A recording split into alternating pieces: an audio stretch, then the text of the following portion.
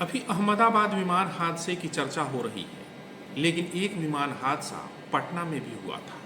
वो दिन था 17 जुलाई 2000, जब एक विमान कोलकाता से पटना पहुंचने वाला था और उसको दिल्ली जाना था।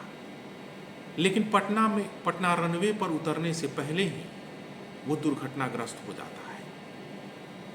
सारे पैसेंजर्स, क्रू मेंबर्स सभी की उसमें मौत हो जाती है।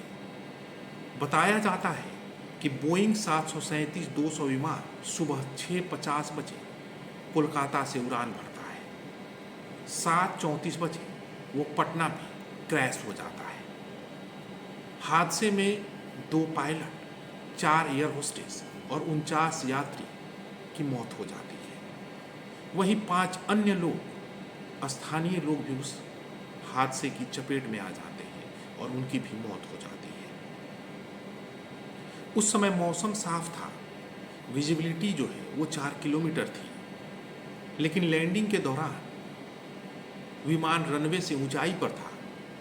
क्रू ने कंट्रोल रूम से 360 डिग्री टर्न करने की अनुमति भी मांगी थी। उन्हें ये अनुमति मिल भी गई, लेकिन टर्न के दौरान विमान की स्पीड कम हो गई। इंजन आइडल मोड में था और पिच एंगल अधिक हो गया।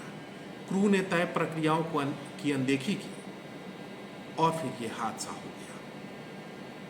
कोर्ट ऑफ इंक्वायरी में भी इसका कोर्ट ऑफ इंक्वायरी हुई और उसमें मामला साफ तौर पर कहा गया कि ये हादसा मानव त्रुटि की वजह से हुआ है, एयर क्रू मेंबर्स की गलती से हुआ है, पायलटों ने तय प्रक्रिया का पालन नहीं किया है।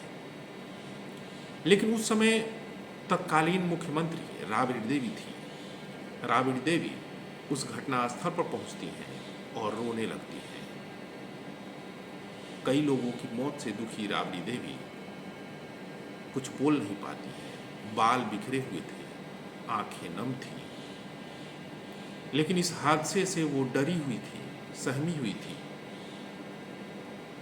वो ऐसा हादसा था, वो ऐसा इलाका है, गर्दनी बाग का वो इलाका ऐसा है जो आज की तारीख में